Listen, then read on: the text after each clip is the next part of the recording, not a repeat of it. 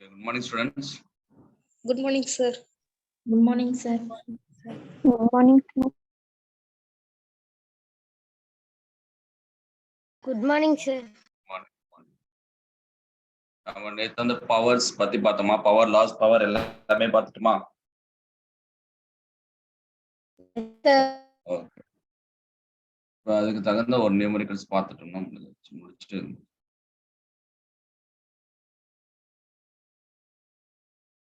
A lamp of 100 watts works at 220 volt. What is the resistance and current capacity? அது நீங்களே எழுதுங்க பார்க்கலாம். 100 watts மின் விளக்கு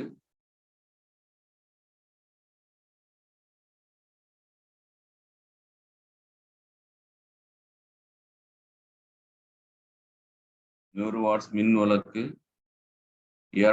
220 வோல்ட் மின்கலத்துடன்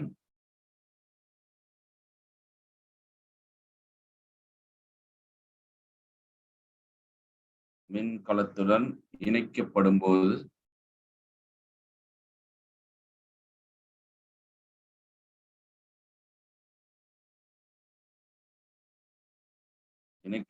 போது அதனுடைய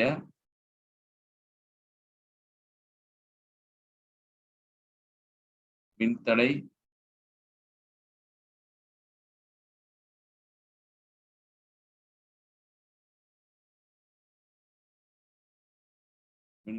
மற்றும் மின்னோட்டம்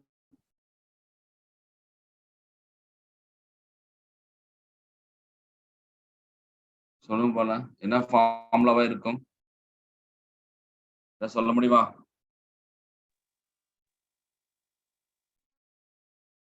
என்ன ஃபார்முலாவா இருக்கும்? என்ன கொடுத்துருக்காங்கப்பா?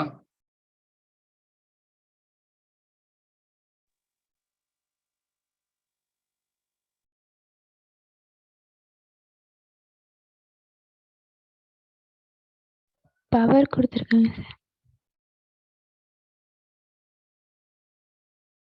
அப்புறம்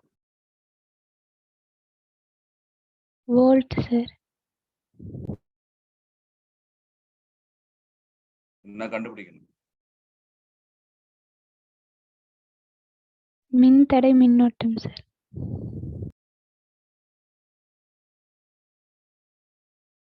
என்ன formula?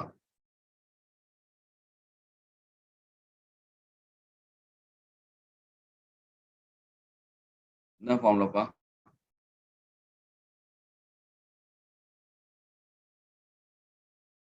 P equal to V square by R. Good. P is equal to V square by R. Substitute பண்ணி பாருங்க. R is equal to V square by P. V square என்னது? 220 into 220 divided by பவர் எவ்வளவு இருக்கு? 100. எவ்வளவு power சொல்லுங்க? 22 into 22 எவ்வளவு இருக்கு?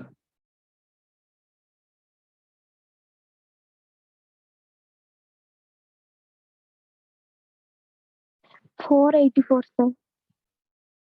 484 ohm. அடுத்து I கண்டுபிடிக்கணும். என்ன formula? P equal by R sir. P is equal to VI. I is equal to sir V by R போடலாம்ல சார். V. நம்மளுக்கு இங்க பவர் தான் கொடுத்துருக்காங்க.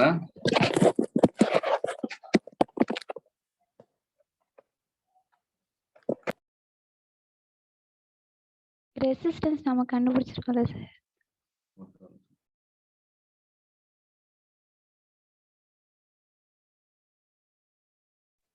Sir, I is equal to VR.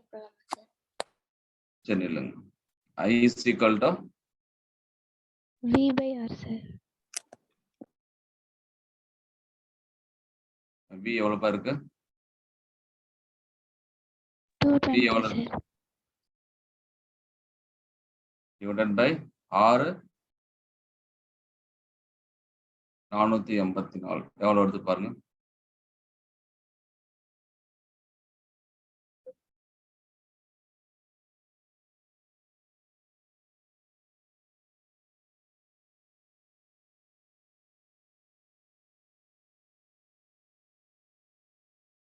எவ்வளவு வருது?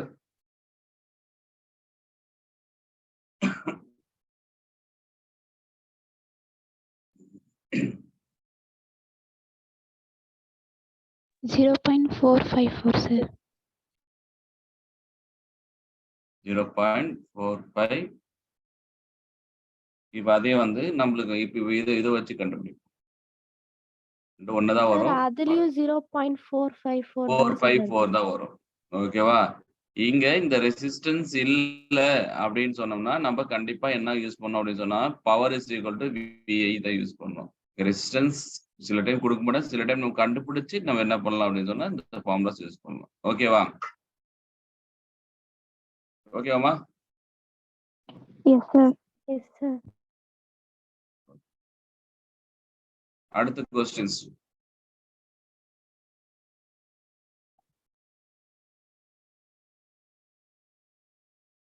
ஓகே, இது சிம்பிளா இருக்கு.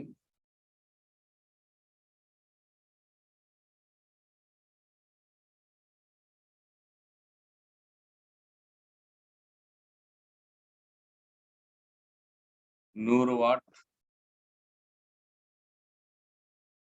220 வோல்ட் மின் பல்புக்கு மின் விளக்கு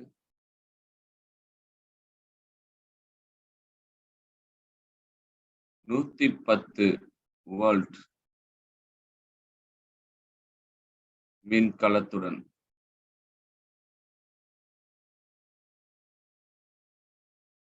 இணைக்கப்படுகிறது.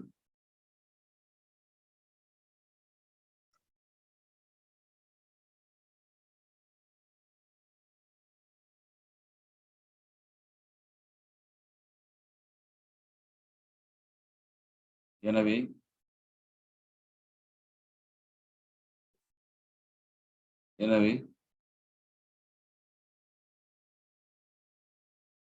மின்விளக்கு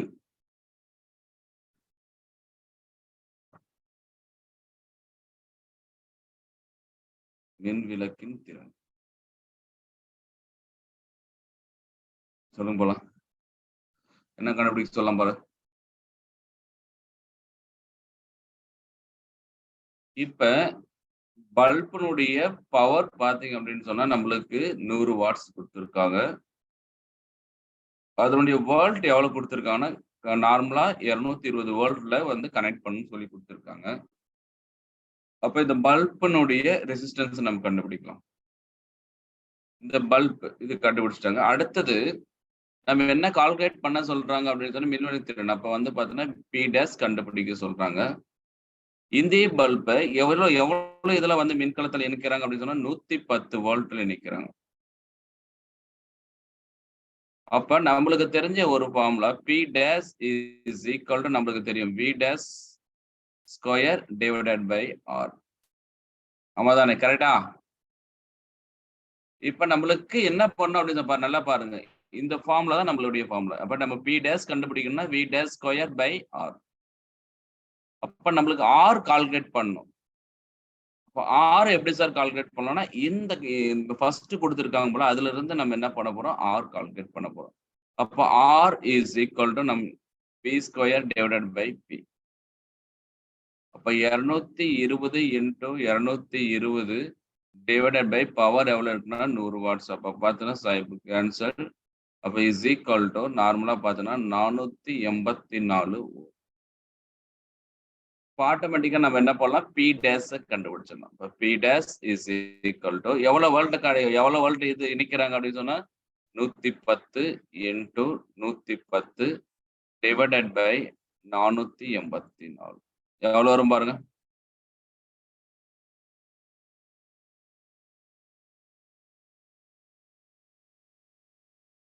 ஓகே, கனெக்ட் பண்ண அப்படின்னு சொன்னா நம்மளுக்கு 25 வாட்ஸ் கிடைக்கும். புரிஞ்சுதா?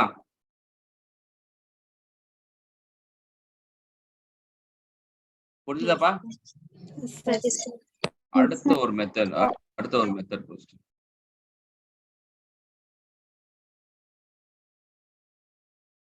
100 watts and 500 watts bulbs are joined in series and connected to the mains. Which bulb will glow brighter?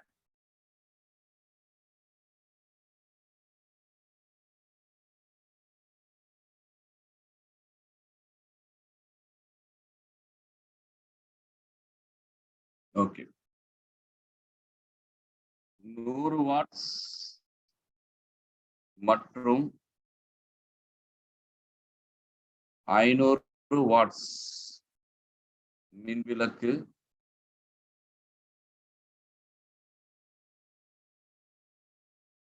தொடர் இணைப்பில்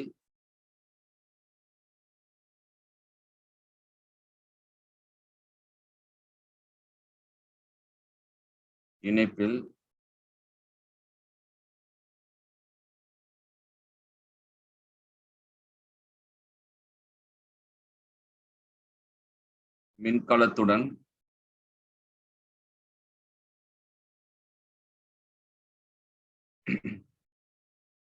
இணைக்கப்படுகின்றது.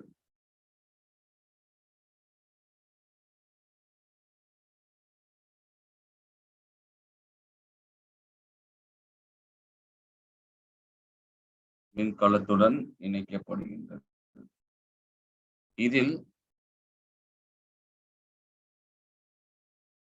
எந்த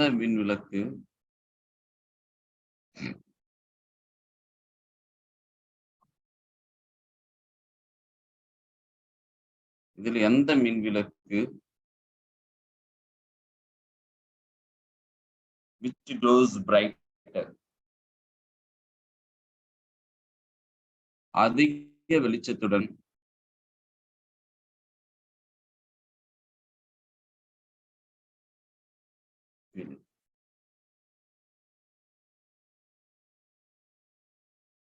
அதிக வெளிச்சத்தை கொடுக்கும்.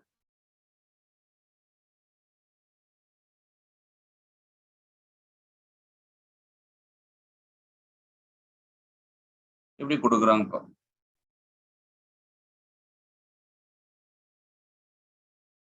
ஃபர்ஸ்ட் ஒவ்வொரு பல்பனுடைய ரெசிஸ்டன்ஸ் இப்ப பாருங்க, இதுக்கும் உள்ள மின்தடைகள். நம்மளுடைய ஃபார்முலா படி என்ன அப்படின்னு சொன்னா, இரண்டும் எப்படி இணைக்கிறாங்க? தொடர் இணைப்பில் இருக்கிறாங்க. அப்ப தொடர் இணைப்பில் இணைக்கப்படும் பொழுது கரண்ட் வந்து கான்ஸ்டன்ட்.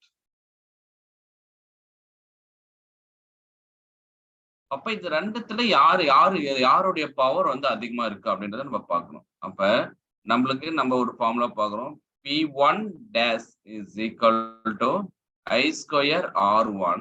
அதே மாதிரிதான் P2 dash is equal to I square R2. நல்லா பார்த்துக்கணும். இப்ப இணைக்கிறாங்க. எப்படி இணைக்கிறாங்கன்னா பாருங்க, 100 வாட்ஸையும் 500 வாட்ஸையும் தொடர் இணைப்பில் இணைக்கப்படும் பொழுது கண்டிப்பா அதனுடைய பவர் என்ன ஆகும் அப்படின்னு சொன்னா மாற்றம் அடையும். எவ்வளவு மாற்றம் அடையும்னா இவ்வளவு மாற்றம் அடையும். தொடர் இணைப்பில் இணைக்கப்படுவதால் I வந்து என்னவாயிடுச்சு? கான்ஸ்டன்ட் ஆயிடுச்சு. இப்ப நம்மளுக்கு இது ரெண்டுத்தினுடைய ரேஷியோன்னு எடுக்க போறோம். P1 dash square by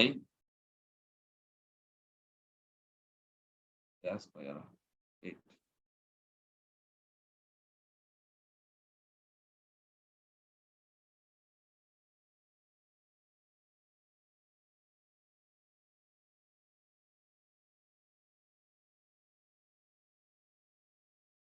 P1 dash divided by P2 dash is equal to நம்மளுக்கு என்ன கிடைக்கும் அப்படின்னு சொன்னா இது R1 R2. அப்ப R1 divided by R2. ஓகேவா? கிடைக்குமா? கரெக்டா? Yes sir. இப்ப எனக்கு இந்த R1 R2 தெரியாதுப்பா. இந்த R1 R2 எங்க கண்டுபிடிக்கணும்னா நார்மலா இருக்கக்கூடிய பவர்ல இருந்து ஈஸியா கால்குலேட் பண்ணலாம். அப்ப அடுத்து இந்த R1 R2 எப்படி கண்டுபிடிக்கிறேன்னு பாருங்க. Therefore P1 is equal to நம்மளுக்கு தெரியும் V square by R. கரெக்டா? that V square by R1. P2 is equal to v square by r2. ஏன் சார் v ரெண்டுமே கான்ஸ்டன்ட்? ஏன்னா ஒரே மின்கலத்துல தான் இணைக்கிறாங்க. அப்ப நம்ம என்ன பண்ணலாம் அப்படின்னு சொன்னா, இது ரெண்டு கான்செப்ட், ரெண்டு inversely ப்ரொபோர்ஷனல்னா therefore p1 divided by p2 is equal to r2 divided by r1. எழுதலாமா? Yes, sir. ஓகே, இப்போ பாருங்க r2 divided by r1 நம்மளுக்கு தெரியும்.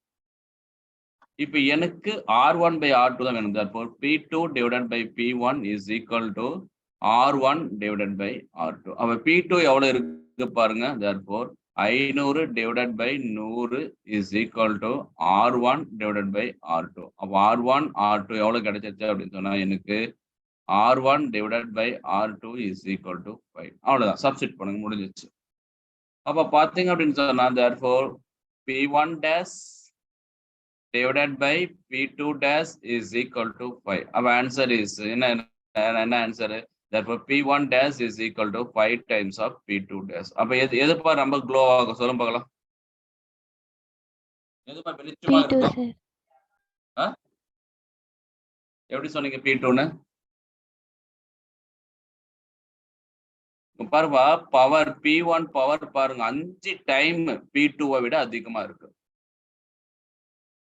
அப்ப எந்த பல்பு வந்து அதிக வெளிச்சம் கொடுக்கும்? P1 sir. P1 sir. அப்ப இது மாதிரிதான் நம்ம எழுத பாருங்க, நல்லா கவனிச்சுங்க. ஃபர்ஸ்ட் நம்மளுக்கு இந்த பவர் இதே கான்செப்ட் தான். இப்ப நம்மளுக்கு r1 r2 தெரியாது. r1 r2 அவங்க கொடுத்திருக்கிறத வச்சு நம்ம கான்செப்ட்ல கால்குலேட் பண்ணிக்கலாம். டவுட் இருக்கா?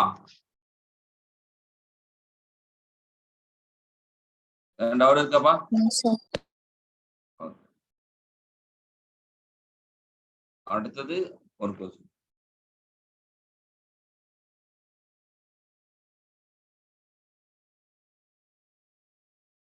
Next topic fuse wire. எங்க கேள்விப்பட்டிருக்கோமா ஃபியூஸ் ஒயர்? எங்க கேள்விப்பட்டு சொல்லுங்களா?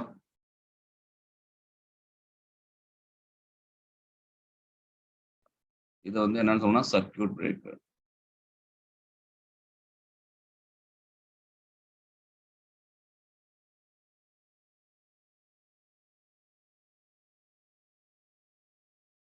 ஃபியூஸ் ஒயர் அப்படின்னு சொன்னா உருகு கம்பி.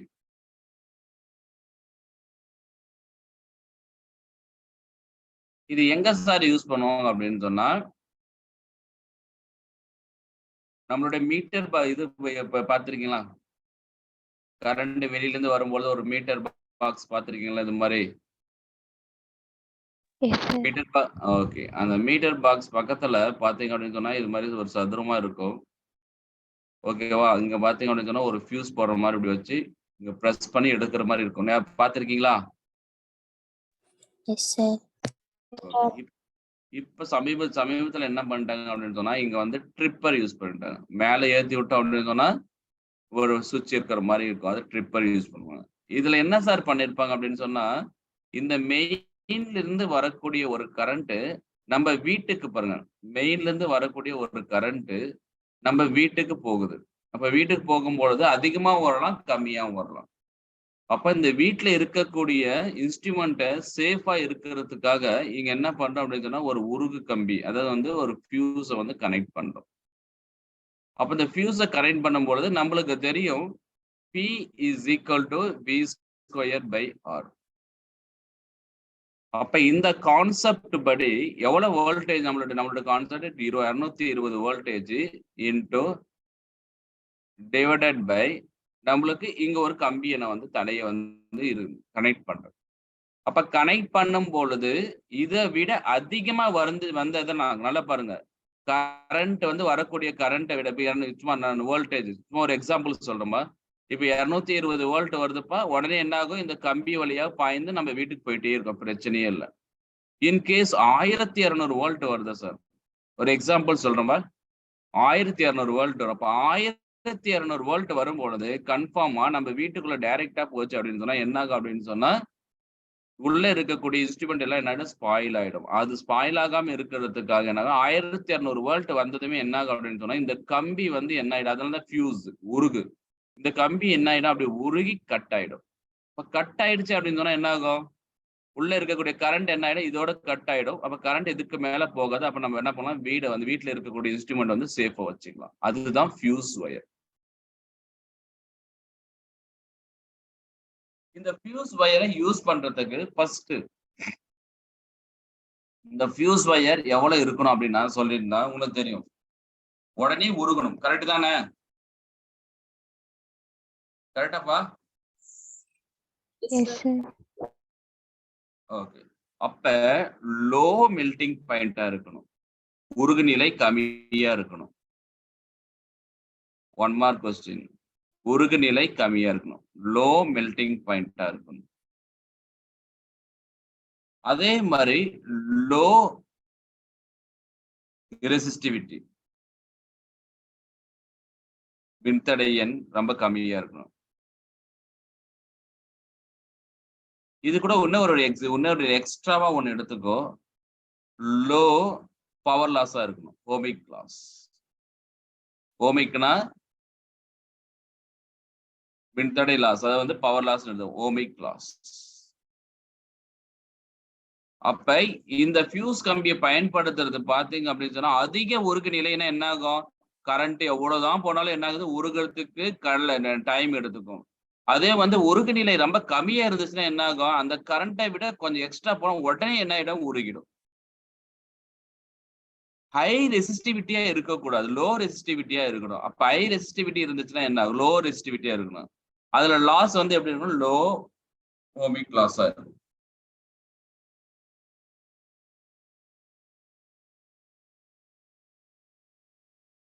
ஓகே. ஆனா நம்ம கேட்டு இருக்கக்கூடிய மெட்டீரியல் பாத்தீங்க அப்படின்னு சொன்னா லோ மெல்டிங் பாயிண்டா இருக்கு அப்படின்னு சொன்னா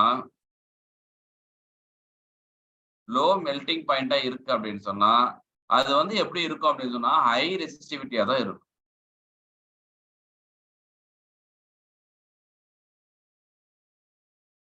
அப்ப நம்மளுக்கு தேவை லோ மெல்டிங் பாயிண்ட் வேணும், லோ ரெசிஸ்டிவிட்டி வேணும். ஆனா நம்ம கிட்ட நார்மலா இருக்கக்கூடிய மெட்டல், நம்ம இருக்கிறது வந்து லோ மெல்டிங் பாயிண்டா இருக்கக்கூடிய மெட்டீரியல் வந்து ஹை ரெசிஸ்டிவிட்டியா தான் இருக்கு. இதனால ஒரு ப்ரிப்பரேஷன் பண்றாங்க, ஒரு மெட்டல்ல வந்து ப்ரிப்பரேஷன் பண்றாங்க. இதுல என்ன சார் ப்ரிப்பேர் பண்றாங்க அப்படின்னு சொன்னா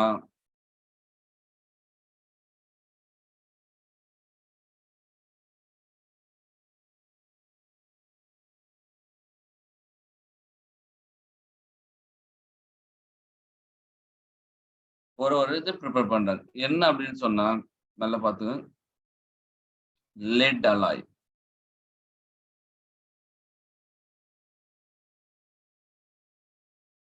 இதுல எப்படி சார் இருக்கு அப்படின்னு சொன்னா 63% ஆஃப் டின்னு மற்றும் 37% ஆஃப் லெட். ஓகே, புரியுதா? டவுட் இருக்காப்பா?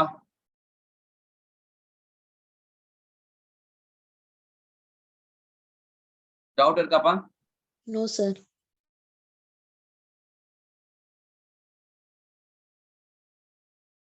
ஓகே. அப்ப நம்மளுக்கு ஃபியூஸ் வயர் என்ன யூஸ் பண்றாங்கன்னா லெட் அலாய் யூஸ் பண்றாங்க. சரிங்க சார். அடுத்தது இந்த ஃபியூஸ் வயர் எப்படி சார் கனெக்ட் பண்ணணும்? சீரிஸ் வந்து பக்க இணைப்புல இணைக்கணும். நம்ம சீரிஸ் கனெக்ஷன்ல கனெக்ட் பண்ணணும்.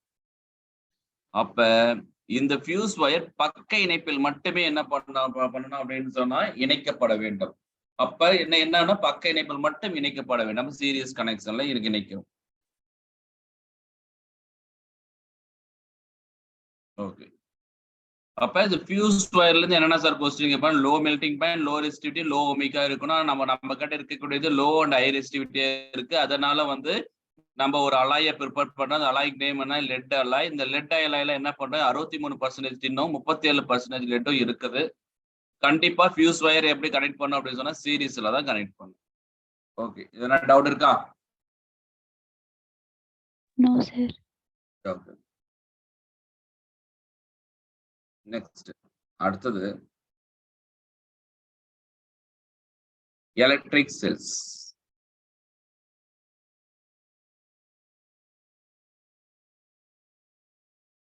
மின்கலம்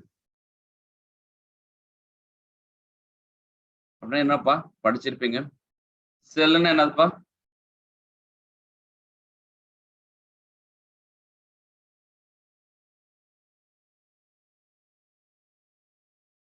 செல்லுன்னு என்னதுப்பா? மின்கலம். ஏதாவது சொல்லுப்பா, அது தெரிஞ்சதை சொல்லுங்க. Battery, sir. பேட்டரி. ஓகே.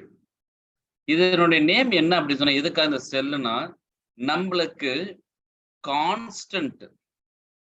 நல்லா பாத்துங்க, எலக்ட்ரிக் செல்னா என்னது? கான்ஸ்டன்ட் மின்னழுத்த வேறுபாடு, பொட்டன்சியல் டிஃபரன்ஸ் பெறக்கூடிய ஒரு கருவி எலக்ட்ரிக் செல். ஓகேவா? மின்னழுத்த வேறுபாடு சமமான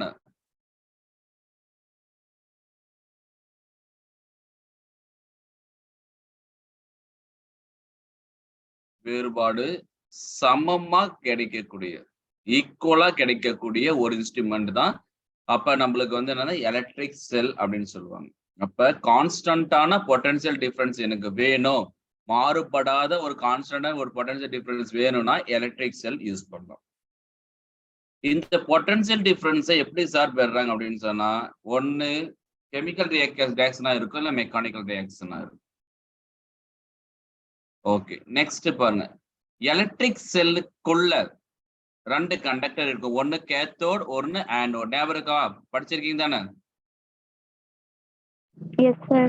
ஓகே, அது சும்மா சிம்பிளா சொல்லுங்க. எலக்ட்ரிக் செல் ஒன்னு இருக்கு, இதுக்குள்ள இருக்கக்கூடியது மின்கலம். அப்ப இதுக்குள்ள இருக்கக்கூடிய எலக்ட்ரோலைட்டிக் சொல்யூஷன்.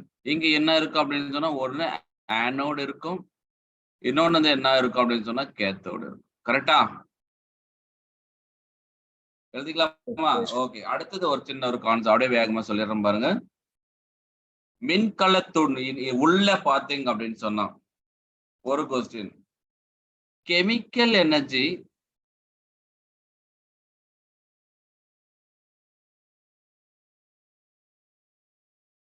ஆர் அத வந்து செல்லுக்குள்ள நடக்கக்கூடியது என்ன இருக்கு அப்படின்னு சொன்னா வேதியியல் மாற்றமா இருக்கலாம், இல்ல அப்படின்னு சொன்னா இயற்பியல் மாற்றமா இருக்கலாம். Mechanical energy, mechanical energy is converted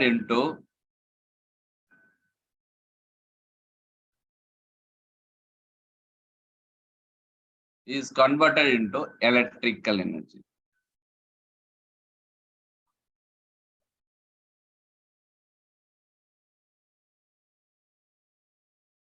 அப்ப ஒரு கெமிக்கல் எனர்ஜி இல்ல மெக்கானிக்கல் எனர்ஜி கன்வெர்ட் பண்ணா சார் நம்ம சொல்லுவோம் கெமிக்கல் எனர்ஜி, அதனாலதான் சொல்றேன் மெக்கானிக். இப்ப நம்ம கொஸ்டின்ஸ்ல பார்க்கும்பொழுது கீழ்கண்ட கூட்டல் எது வந்து சரியான கூற்றுன்னு கேட்டாங்கன்னா, கெமிக்கல் எனர்ஜி இருந்ததுன்னா அதுவும் சரியான கூற்று தான், மெக்கானிக்கல் எனர்ஜி இருந்தாலும் அதுவும் சரியான கூற்று தான். அப்ப ஒரு கெமிக்கல் எனர்ஜியை வந்து எலக்ட்ரிக்கல் எனர்ஜியாவோ இல்ல மெக்கானிக்கல் எனர்ஜி ஒரு எலக்ட்ரிக் எனர்ஜியாவோ கன்வெர்ட் பண்ணக்கூடிய ஒரு சாதனம் தான் என்னன்னா மின்கலம் அப்படின்னு சொல்றோம். ஓகே, இது வந்து என்ன சொல்றோம் அப்படின்னு சொன்னா, இது வந்து என்னன்னு சொல்லலாம் அப்படின்னு சொன்னா பேட்டரின்னு சொல்லலாம், மின்கலம் அப்படின்னு சொல்லலாம், பிடி பேட்டரின்னு சொல்லலாம்.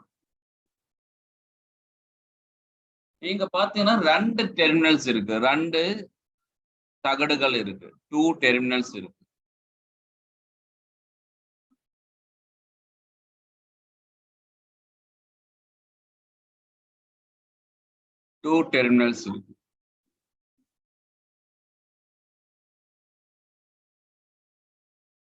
அதிகமான பொட்டன்சியல், ஹையர் பொட்டன்சியல்.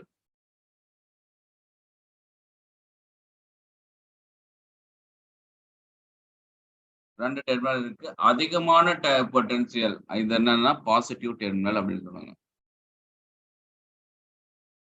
2 தகடுகள் இருக்கு, ஒன்று ஹையர், அதாவது அதிக மின்னழுத்தம் கொண்டது, அதை வந்து பாசிட்டிவ்னு சொல்றோம். லோயர் பொட்டன்சியலை வந்து நம்ம என்ன சொல்றோம், நெகட்டிவ்னு சொல்றோம்.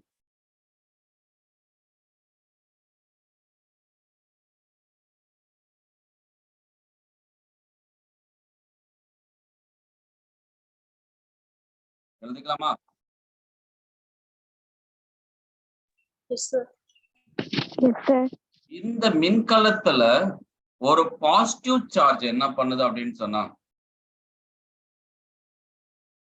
ஒரு பாசிட்டிவ் சார்ஜ் இந்த மின்கலத்துல இணைக்கப்பட்டு அந்த பாசிட்டிவ் சார்ஜ் இந்த சர்க்கியூட் ஃபுல்லா கனெக்ட் பண்ணுது. அதுதான் வந்து என்ன சொன்னா மின் இயக்க விசை அப்படின்னு சொல்லுவாங்க. இதுல ஒண்ணு நடக்குது. என்ன நடக்குது அப்படின்னு சொன்னா இஎம்எஃப் நடக்குது. இஎம்எஃப் இஎம்எஃப் அப்படின்னு சொன்னா எலக்ட்ரோமோட்டிவ் ஃபோர்ஸ்.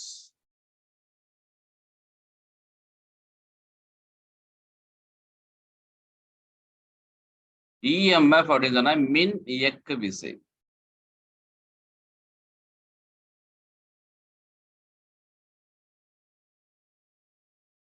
இந்த மின் இயக்க விசை அப்படின்னா என்ன அப்படின்னு சொன்னா, ஒரு பாசிட்டிவ் சார்ஜ் நல்லா கவனிச்சுக்கோ. பாசிட்டிவ் சார்ஜ் இந்த சர்க்கியூட் ஃபுல்லா கேரி பண்றதுக்கு, இந்த பாசிட்டிவ் சார்ஜ் சர்க்கியூட் ஃபுல்லா எடுத்துக்கொள்வதற்கு நேர்மின் அயனியை இந்த என்ன சொல்றதுன்னா இந்த சுற்று ஃபுல்லா எடுத்துக்கொள்வதற்கு எவ்வளவு வேலை செய்யப்படுகின்றதோ அதுதான் வந்து இஎம்எஃப். உடனே நம்ம சொல்லக்கூடாது இஎம்எஃப் மின் இயக்கு விசை என்பது விசை அல்ல. அப்ப பாத்தீங்க அப்படின்னு சொன்னா இதுல என்ன சொல்றேன் நல்லா எழுதுறேன் பாருங்க. இந்த work done in carrying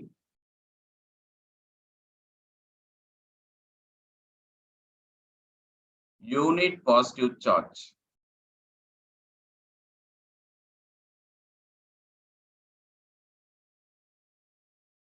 In carrying unit positive charge throughout the complete circuit. அவ்வளவுதான்.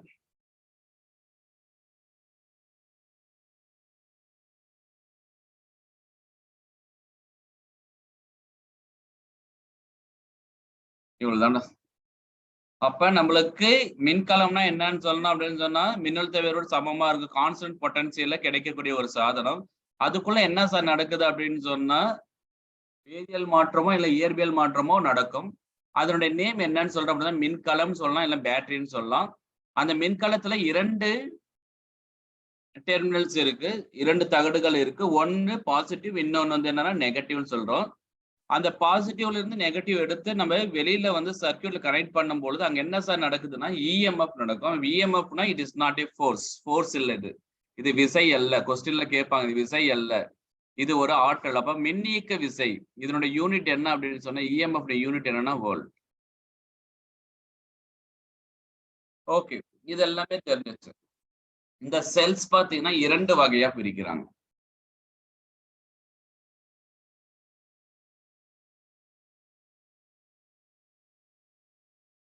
எலக்ட்ரிக் செல் மின்கலத்தை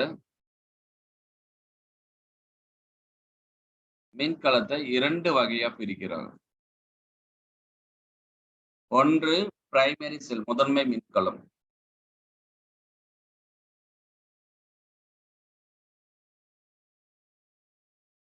முதன்மை மின்கலம்.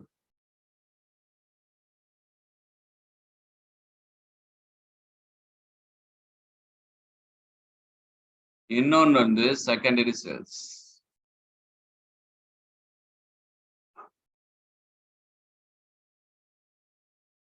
துணை மின்கலம்.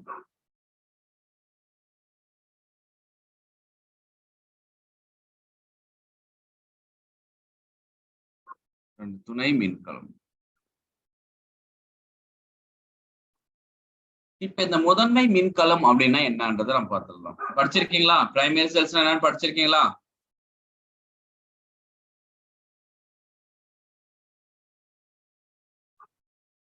இதை நம்ம என்ன பண்ண முடியாது, ரீசார்ஜ் பண்ண முடியாது, திருப்பி பயன்படுத்த முடியாது. அப்ப cannot recharge.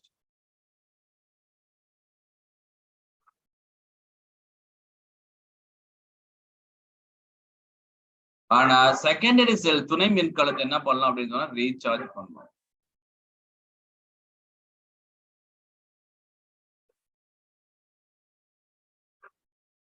இந்த cannot recharge இதனுடைய எக்ஸாம்பிள்ஸ் என்னென்ன அப்படின்னு சொன்னா உங்களுக்கு தெரியும். பிரைமரி செல்ஸ் என்னது, லக்ராஞ்ச் செல், லக்ராஞ்ச் மின்கலம், டேனியல் மின்கலம்,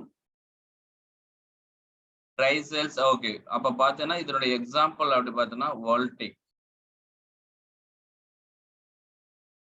Voltaic cell, Leclanche cell,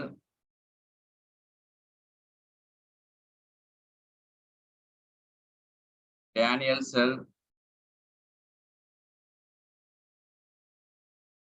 Tricells. இது என்ன செல்ஸ் அப்படின்னு சொன்னா நல்லா பாருங்க. இதனுடைய இது வந்து என்னன்னா நம்ம யூஸ் பண்ணக்கூடிய பேட்டரி, நம்ம என்ன பண்றோம், செல்போனுக்கு சார்ஜர் யூஸ் பண்ணோம். அப்ப அந்த சார்ஜர்ல யூஸ் பண்ணக்கூடிய செல்ஸ் தான் வந்து என்னன்னா செகண்டரி செல்ஸ் அப்படின்னு சொல்லுவாங்க. இதனுடைய இது என்ன அப்படின்னு சொன்னா லெட் அக்குமுலேட்டர்.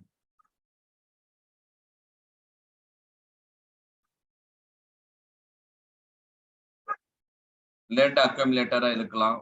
இது இப்ப நிறைய பெரும்பாலும் அல்கைல் மெட்டீரியல் யூஸ் பண்றாங்க. Alkyl accumulator. ஓகே, புரிஞ்சுதுங்களா? அப்ப செல்ஸ் எத்தனை வகைப்படும்பா? 2 types, sir. 2 types, sir. இந்த செல்ஸுக்குள்ள, இந்த மின்கலத்துக்குள்ள ஒரு மின்தடை இருக்கும். அதுதான் வந்து என்ன சொன்னா இன்டர்னல் ரெசிஸ்டன்ஸ். ஓகே, அப்ப மின்கலத்தோட உள்ள வந்து பாத்தீங்கன்னா ஒரு மின்தடை இருக்கும். ஓகேவா? அந்த மின்தடை பேர் என்னன்னா இன்டர்னல் ரெசிஸ்டன்ஸ் அப்படின்னு நம்ம சொல்லலாம். ஓகேவா? அந்த இன்டர்னல் ரெசிஸ்டன்ஸ் பத்தி கொஞ்சம் பார்த்துட்டுனா முடிஞ்சிச்சு.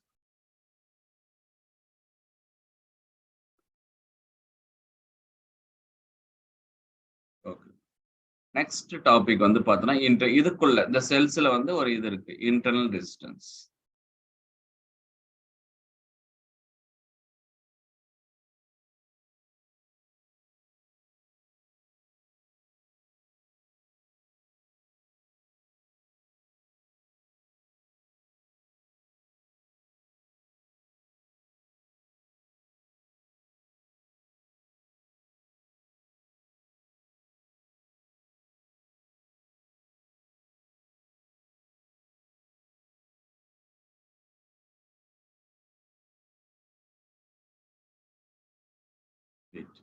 இன்டர்னல் ரெசிஸ்டன்ஸ் இதனுடைய இது என்னன்னா சில இதை கொடுப்பாங்க, உள் எதிர்ப்பு.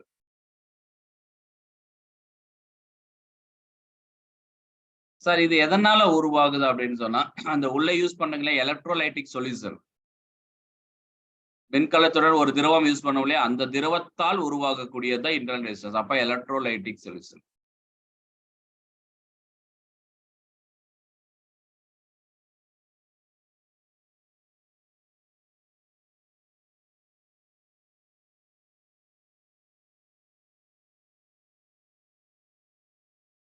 இப்ப இந்த எலக்ட்ரோலைட்டிக் சொல்யூஷனால ஒரு மின் எதிர்ப்பு ஏற்படுகின்றது. அந்த மின் எதிர்ப்புக்கு நேம் தான் என்ன சொல்றோம் அப்படின்னு சொன்னா இன்டர்னல் ரெசிஸ்டன்ஸ், இல்லைன்னா உள் மின் எதிர்ப்பு அப்படின்னு நம்ம சொல்லுங்க.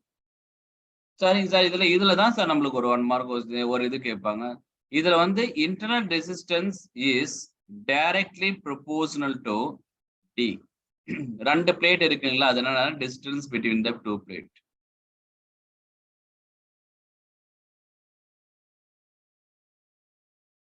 அப்போ ஒரு 1 மார்க் கொஸ்டின்ஸ் கேட்கலாம். அப்ப வந்து மின்கலத்துல வைக்கப்படுகின்ற தகடுகள், 2 தகடுகளினுடைய தொலைவு அதிகரித்தால் நம்மளுக்கு என்ன உள் மின் எதிர்ப்பு எப்படி இருக்கும் அப்படின்னு சொன்னா அதிகரிக்கும். இது ஒரு கான்செப்ட். அடுத்தது பாத்தீங்க அப்படின்னு சொன்னா R is inversely proportional to area. அப்ப area of the plate.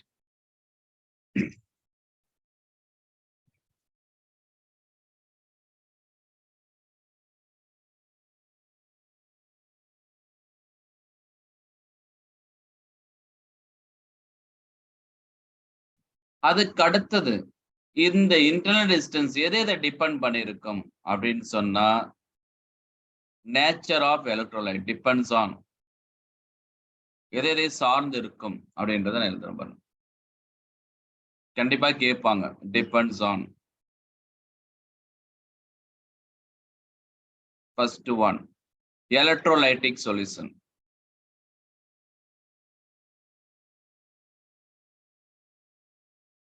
Just a minute.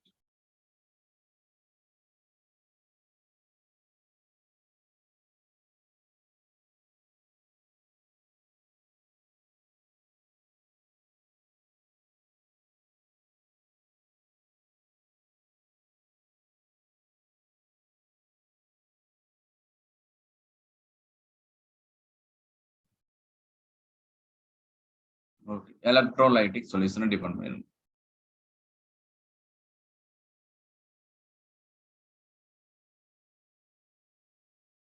அதாவது மின்கலத்தில் உள்ள இருக்கக்கூடிய திரவத்தை வந்து என்ன பண்ணிருக்கும், depend பண்ணிருக்கும்.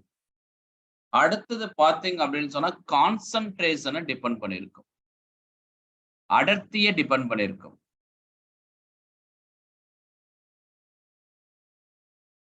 R is directly proportional to concentration.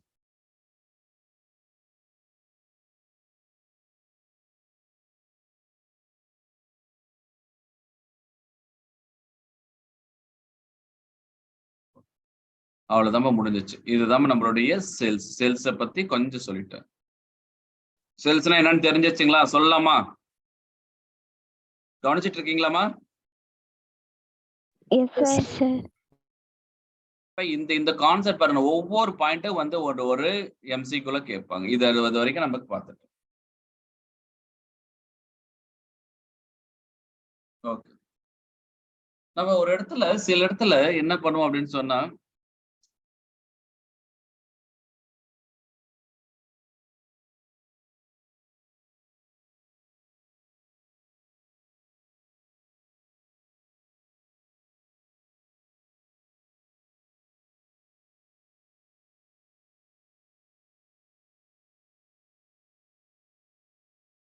அடுத்தது சின்ன ஒரு இது மட்டும் முடிச்சிடலாம்.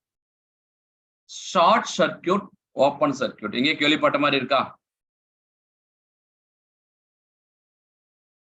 இங்கே கேள்விப்பட்ட மாதிரி இருக்கா? Short circuit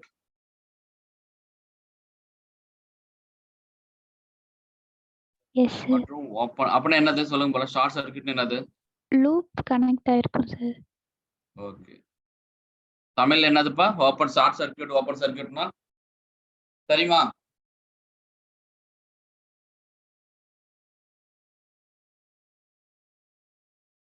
தெரியுமாப்பா? மத்தவங்க யாரும் கவனிக்கிறீங்களா? ஷார்ட் சர்க்கியூட்னா என்ன, ஓப்பன் சர்க்கியூட்னா என்ன?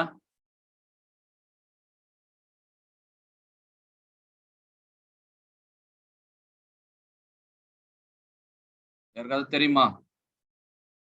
ஒண்ணு தெரியும்னு சொல்லு, எல்லாம் தெரியலன்னு சொல்லுங்க. ஒரு ஆன்சர்ஸ் பண்ணா கொஞ்சம் நல்லா இருக்கும்.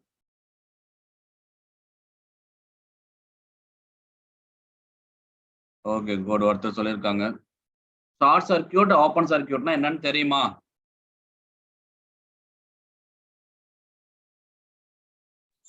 தெரியல சார்.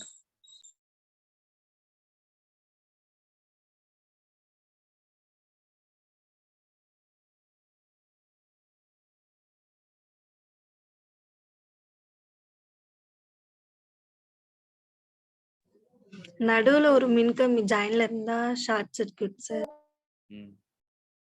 Okay, good. அடுத்தது வேற யாருமே இல்லடா. தமிழ் மீடியம் ஸ்டூடெண்ட்ஸ் யாருமே இல்லைங்களா?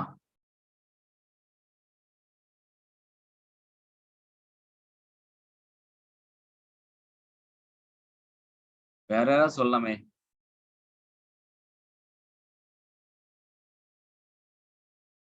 ஓகே, மின்கலம்னா என்னன்னு சொல்லுங்க பார்க்கலாம். மின்கலம்னா என்னன்னு சொல்லுங்க பார்க்கலாம். பொட்டன்ஷியல் டிஃபரன்ஸ் கான்ஸ்டன்ட்டா இருக்கு சார். சூப்பர். அடுத்தது வேற? Chemical energy electric energy convert ஆகும் சார். Okay, good. ஒரு ஸ்டூடெண்ட் தான் கவனிச்சிட்டு இருக்காங்கன்னு நினைக்கிறேன்.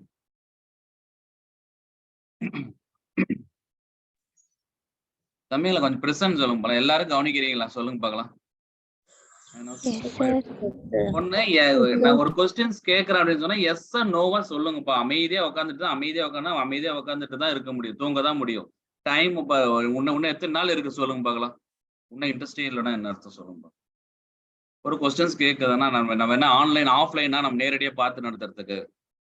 இது ஆன்லைன்ல நீங்க என்ன பண்றீங்க ஏது பண்ணி நான் பாட்டு நம்ம லேப்டாப்புக்கு டீச் பண்ணிட்டு இருக்கேன். ஒரு கொஸ்டின்ஸ் கேட்கறோம் அப்படின்னா அமைதியாவே உட்காந்துருக்கு. ஒரு 4 பேர் மட்டும் ஆன்சர்ஸ் பண்றாங்க, மற்றவங்க எல்லாம் என்ன பண்றீங்கன்னு தெரியல. பிசிக்ஸை கிளியர் பண்ணலாம் கண்டிப்பா. கிளியர் பண்ணலன்னா உள்ள என்டர் ஆக முடியாது, அது தெரிஞ்சுக்கணும்.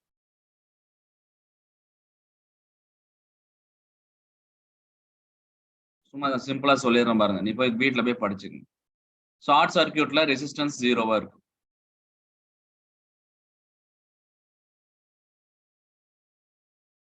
புரிஞ்சதுங்களா? Short Yes, sir. சர்க்கியூட்ல ரெசிஸ்டன்ஸ் 0 இருக்கும். கரண்ட் வந்து மேக்சிமமா இருக்கும். இப்ப கரண்ட் மேக்சிமமா இருக்கு அப்படின்னு சொன்னா E/R. செல்லுல இது எல்லாமே செல்லுல E/R. இங்க பொட்டன்ஷியல் டிஃபரன்ஸ் எப்படி சார் இருக்கும் அப்படின்னு சொன்னா potential difference V is equal to 0 வரும். இந்த கண்டிஷன் தான் இருக்கும். அதாவது வந்து அதிகபட்சமான கரண்ட் கொடுக்கும் எவ்வளவுன்னு E/R plus R.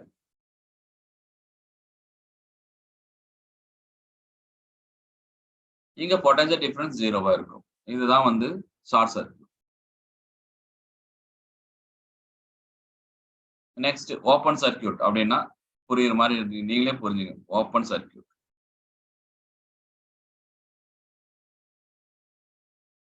Open circuit அப்படின்னு சொன்னா ரெசிஸ்டன்ஸ் வந்து ரொம்ப அதிகமா இருக்கும். இன்ஃபினிட்டியா இருக்கும். இங்க வந்து கரண்ட் வந்து என்னவா இருக்கும்? 0வா இருக்கும். இந்த டெர்மினல் வோல்டேஜ் வந்து எதனுடைய மின்கலத்தினுடைய இஎம்எஃப் ஓட அது கரெக்டா இருக்கும். ஈக்குவலா இருக்கும். எழுதிக்கலாமா? Yes sir. அப்ப என்ன சார் ஷார்ட் சர்க்யூட்ல பாத்தீங்க அப்படின்னு சொன்னா இந்த ஷார்ட் சர்க்யூட்ல பார்க்கும் பொழுது இந்த பாசிட்டிவ் எண்டையும் இந்த நெகட்டிவ் எண்டையும் கனெக்ட் பண்ணனா V is equal to 0ன்னு வந்துச்சு அப்படின்னு சொன்னா கண்டிப்பா இங்க உள்ள இதுக்குள்ள இங்க ஷார்ட் சர்க்யூட் இருக்குன்னு அர்த்தம். இப்ப இந்த மின்கலத்தினுடைய வோல்டேஜ் வந்து இந்த மின்கலத்தினுடைய வோல்டேஜ் 1.8 வோல்ட்னு வச்சுக்கோ. அப்ப V is equal to 1.8 volt அப்படின்னு சொன்னா இது ஓப்பன் சர்க்யூட்டா இருக்கு. ஓகே, புரிஞ்சுதா? முடிச்சுக்கலாமா? ஓகே. அடுத்தது சார்ஜ் பண்ணும்போது என்ன ஆகும் சார்? டிஸ்சார்ஜிங் பண்ணும்போது என்ன ஆகும்? டிஸ்சார்ஜிங் செல் அத வந்து ஒரு ட்ரை செல்லை நம்ம எடுத்து நம்ம யூஸ் பண்றோம். நம்ம ரிமோட்ல இருக்கக்கூடிய செல்ஸை நம்ம எடுத்து யூஸ் பண்றோம். டிஸ்சார்ஜிங் செல்.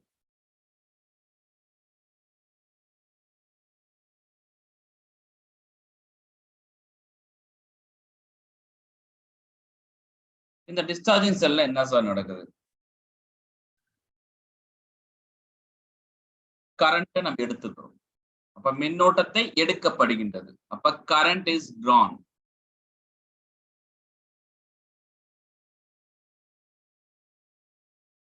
மின்னோட்டமானது மின்கலத்திலிருந்து எடுக்கப்படுகின்ற ஒரு நிகழ்வு வந்து என்னன்னு சொல்லுவோம்னா டிஸ்சார்ஜிங் செல். அப்ப அந்த மின்கலத்துல இன்சைட்ல கரண்ட் எப்படி இருக்கும் அப்படின்னு சொல்லலாம். கேத்தோட்ல இருந்து எங்க போகும் அப்படின்னு சொன்னா ஆனோடுக்கு போகும். நல்லா பார்த்தது. கேத்தோட்ல இருந்து ஆனோடுக்கு போகும். அதே வந்து அவுட் சைட்ல எப்படி இருக்கு அப்படின்னு சொன்னா ஆனோட்ல இருந்து கேத்தோடுக்கு போகும்.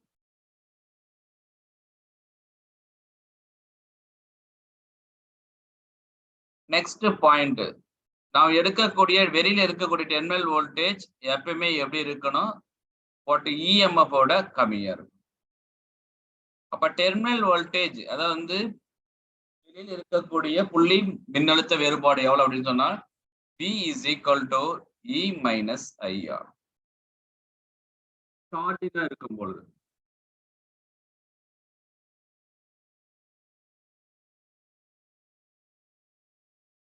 எழுதிக்கலாமா?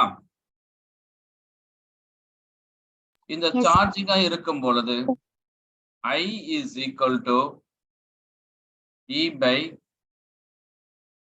R plus R is equal to நம்மளுக்கு என்ன கிடைக்கும்னா V by R கிடைக்கும். ஏன்னா V தான் வந்து என்ன இருக்கும். ஓகே, சரிங்க சார். இதுவே வந்து டிஸ்சார்ஜிங்கா இருக்கும் பொழுது என்ன சார் நடக்கும்? டிஸ்சார்ஜிங்கா இருக்கும் பொழுது கரண்ட் எடுத்துக்கிட்டோம் இன்சைட். அப்படியே வந்து பாத்தீங்கன்னா சார்ஜிங்கா இருக்கும் பொழுது என்ன நடக்கும்? அதே கான்செப்ட் தான். ஏன்னா உள்ள டீப்பா நம்ம டீச் பண்ணிட்டு போனா உங்களுக்கு தான் கன்ஃபியூஸ் ஆகும். நம்மளுக்கு தேவைப்படுற பாயிண்ட் மட்டும் எழுதிக்கலாம். கரண்ட் என்ன ஆகும்? செட் பண்ணும். உள்ள அனுப்பும்.